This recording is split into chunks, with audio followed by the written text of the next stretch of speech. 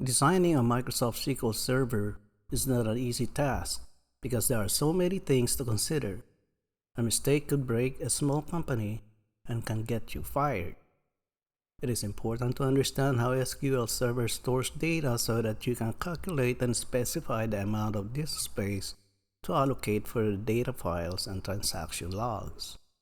To improve performance and implement fault tolerances, you need to consider the placement of data files and transaction logs on disk, and also the backup systems to consider.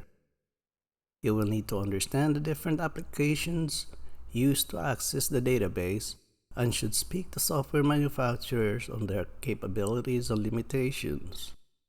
You will also need to speak to reputable hardware manufacturers for the services they can offer. You'll find these companies offering the latest technology from the cheapest to the most expensive, and all you need to do is know what you need.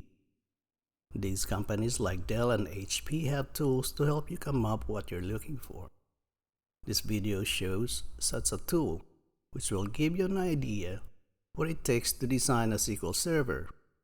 This Dell SQL Server Advisor is old, but the principles behind it is the same.